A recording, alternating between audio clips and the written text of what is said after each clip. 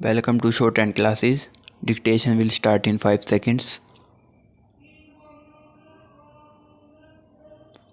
उपाध्यक्ष जी, यदि आधुनिक काल में विधानमंडलों का महत्व कुछ कम हो गया है तो उसका कारण यह है कि आधुनिक प्रशासन की समस्याएं अत्यंत जटिल हैं और विधानमंडल तथा विधायक इतने साधन संपन्न नहीं हैं कि विधान तथा नीति निर्माण की समस्याओं पर गहराई से विचार कर सकें तथा प्रशासन की कारगर ढंग से निगरानी कर सके।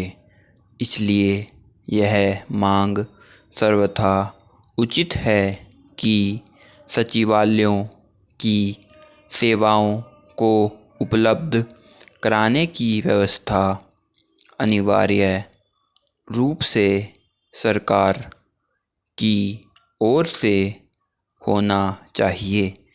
एक विधायक या संसद सदस्य से यह आशा करना कि वह अपने वेतन में से एक समर्थ व्यक्ति या विधि विशेषज्ञ का खर्चा वहन कर सके अव्यावहारिक है।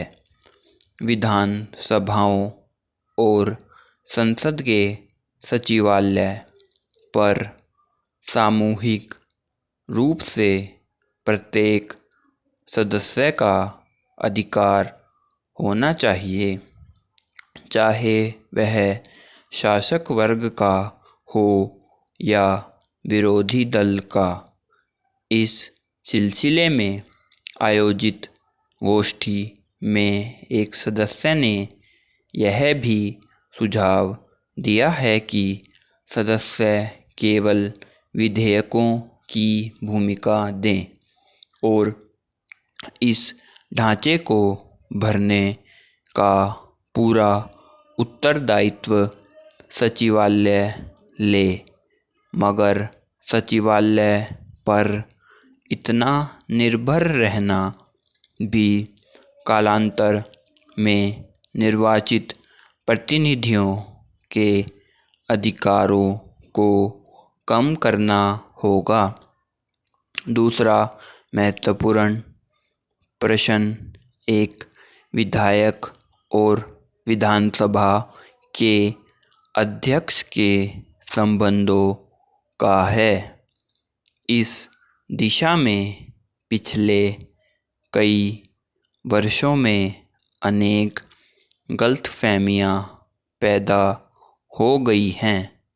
यद्यपि अध्यक्ष पराय शासक वर्ग का ही एक सदस्य रहता है, फिर भी अध्यक्ष चुने जाने के बाद सामान्यतः उसका उत्तरदायित्व अपने दल के प्रति समाप्त होकर उस प्रतिनिधि सभा के प्रति हो जाता है जिसका नियमन करने के लिए उसे निर्वाचित किया हो।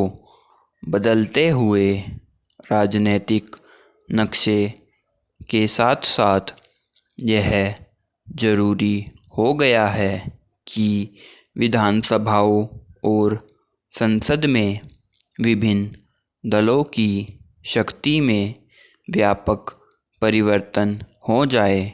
विरोधी दल अब उतने कमज़ोर नहीं रहे हैं कि उनकी अवहेलना की जा सके, मगर साथ ही उनकी संख्या इतनी ज़्यादा है और विचारधाराएं इतनी भिन्न हैं कि उनके लिए संसद और अनेक विधानसभाओं के बीच कोई प्रभावशाली और रचनात्मक कदम उठाने की हिम्मत नहीं है।